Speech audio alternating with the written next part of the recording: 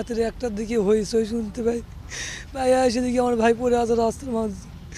পরে এসে তুলে নিয়ে দেখি আমার ভাই মৃত অবস্থায় পড়ে আছে। আমার ভাইয়ের সুস্থ বিচার চাই। যারা এই হত্যাকাণ্ড করছে তাদের ফাঁসি চাই আমরা তার ফাঁসি চাই। আমার ভাই কোনো অন্যায় কাজ করেনি। সবার মাঝে আমার ভাই যখনই যাকে ডাকে তার সাথে সাড়া দেয়। আমার ভাই কোনো দিন অন্যায় কাজে লিপ্ত হয়নি। আমার ভাইয়ের হত্যার বিচার চাই। ফোনে ডেকে লেগেছে যে আপনি দেখা করার জন্য। এখন বন্ধু বান্ধবের ব্যাপার কে যেন ক্যাঙ্গের ব্যাপার কীভাবে ডেকে লেগেছে, আমরা তো প্রতিবেশী অনেক, তো আমরা তো রাতে শুনে পারছি, বুঝতে পারছেন।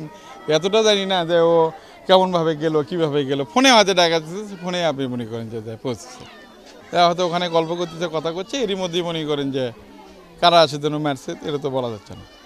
তারপরে যখন জানাজানি হলো তখন নিয়ে আপনি মেডিকেলে যাওয়া হয়।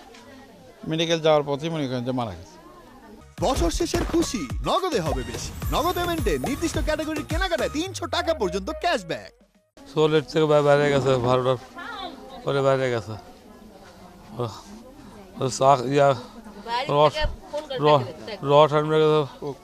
রস আনবে গেছে, রস খাইয়া খাইনি, লেটে শুয়ে বাইরে গেছে, আসে রস খাবি। বিচার চাই, আমি বিচার চাই শরীর।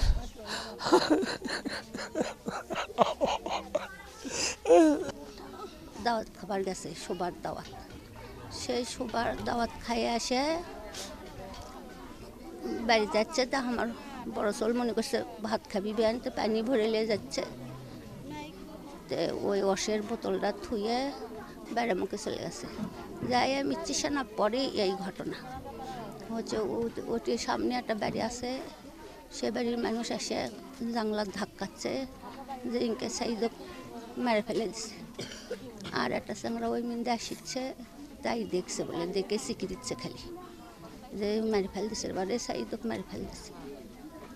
তো তখন ওই মানুষ আবার উঠে আমাকে কাছে ডেকেছে। এই